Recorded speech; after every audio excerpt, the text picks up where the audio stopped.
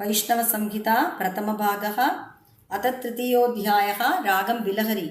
श्रीसद्गुरुर्वाच जरया व्याधिभिश्चात दारिद्र्येण भयेन च विपदा मरणेनापि सर्वं दुःखमयं जगत् अत्राल्पं सुखमश्नाति जीवो मायावशङ्गतः शिरच्छेदेऽपि सम्प्राप्ते यथा भोजनमिच्छति जायते कर्मणैवात्र म्रियते कर्मणा तदा भुङ्क्ते कर्मफलान्येव संसारेऽस्मिन् सुदुस्तरे येन केन प्रकारेण जातस्य मरणं ध्रुवं तन्निवर्तयितुं कोऽपि समर्थो न हि वर्तते। मृताः पूर्वे जनाः सर्वे मरिष्यन्ति तथा परे तेषां मध्ये समासीनम् आत्मानं पालयेत् कथं विप्रोत्तमः शिवगुरुः कालधर्म गतो बत त्यक्त्वा निराश्रयं पुत्रं शङ्करं सप्ताहायनं कर्तव्यं पितृसंस्कारं कृत्वा पुत्रो यथाविधि बहुधा चिन्तयामास लोकस्यास्य गतागतिं निर्मले बालहृदये पितुर्मरणसम्भवात् दृढा विरक्ति सञ्जाताय लौकिके विषये सुखे आत्मान् आत्मविचारेण वशीकृत्य स्वयं मनः परमात्मनि गोविन्दे स्थापयामास शङ्करः नित्यं भिक्षां हठन् बालः शङ्करो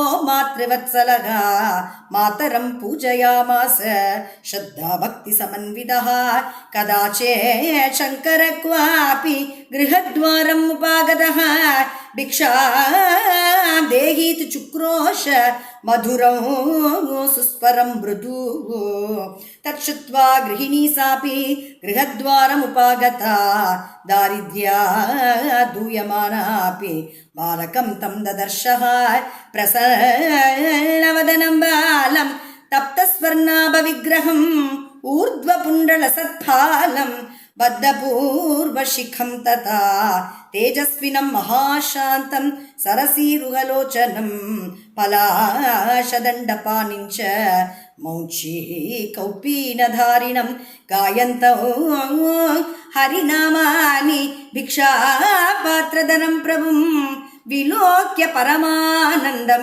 लेभे भाग्यवती च सा दातुं किमपि बालाय गृहिणी कृतनिश्चया क्षिप्रम् अन्तर्गृहं गत्वा प्रोवाच पुनरागता गृहिण्युवाच दुर्भगास्मि महाभाग दारिद्र्येणैव पीडिता किञ्चित् अन्नं गृहे नास्ति हन्त किं करवाण्यहम् तस्मात् अन्यद्गृहं गच्छ पापिष्टां मा उपेक्ष्य च न हि मे भाग्यलेशोऽपि भिक्षां दातुमहो तव।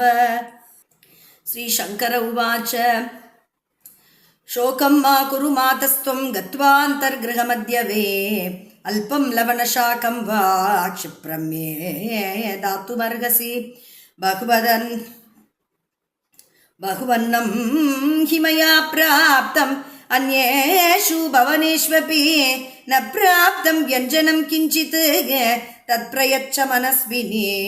श्रीसद्गुरुर्वाच इत्युक्ता गृहिणी सापि क्षिप्रमन्तर्गृहं गता एकम् आमलकं हृष्टा शङ्कराय ददौ तदा एकेन आमलकेनैव प्रहृष्टः शङ्करो महान् तुष्टाव भक्ति संयुक्तः जगता मातरं श्रियं।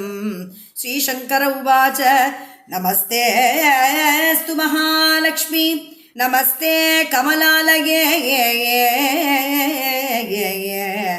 नमस्ते स्तु महालक्ष्मी नमस्ते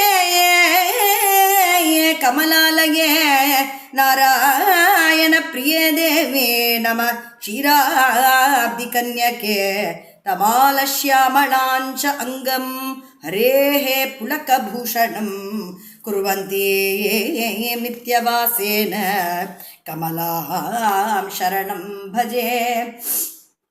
ಬ್ರಹ್ಮ ವಿಷ್ಣು ಶಿವಾರ್ಧಾಂಗಿ ಸೃಷ್ಟಿಸ್ಥಿತಿ ಅಂತಕಾರಿಣಿ ನಮಾಮಿ ತ್ವಾಂ ಪರಾಂ ಶಕ್ತಿಂ ಪತ್ನಿ ಚ ಪರಮಾತ್ಮನಃ ಮಂಗಳಂ ದೇಹಿ ಕಮಲೆ ಸಾಕ್ಷಾನ್ ಮಂಗಳ ದೇವತೆ ಮಂದಹಾಸ ಇಂದುವದನೆ ಮಧುರಾನಾಥ ವಲ್ಲಭೆ ಶ್ರೀ ಸದ್ಗುರುರ್ವಾಚ ಇತಿ ಸಂಪ್ರಾರ್ಥಿತಾ ದೇವಿ ಶಂಕರೇಣ ಮಹಾತ್ಮನಾ ತದ್ಗೃಹಂ ಸಹಸಾ ತುಷ್ಟಾಗ ವವರ್ಷ ಸ್ವರ್ಣಧಾರಯ ಕಿಮತ್ರ ಪರಮಂ ಚಿತ್ರಂ ಚರಿತ್ರೇಸ್ಮಿನ್ ಜಗದ್ಗುರೋಃ ಯತ್ಕಟಾಕ್ಷೈಕಲಕ್ಷ್ಯಾನಾಂ ಸುಲಭ ಶ್ರೀಪತಿ ಸ್ವಯಂ ಗೃಹಿಣೀ ಸಾಪಿ ಸಂತುಷ್ಟಾ ಮಾಹಾತ್ಮ್ಯಂ ಶಂಕರಸ್ಯ ತು ವಿಜ್ಞಾಯ ಭಕ್ತಿಭಾವೇನ ಪೂಜಯಾಮಾಸ ತಂ ಪ್ರಭುಂ ಯಃ ಪಠೇ ಶ್ರದ್ಧಯಾ ನಿತ್ಯಂ ಇಮಂ ಅಧ್ಯಾಯಮಾದರಾತ್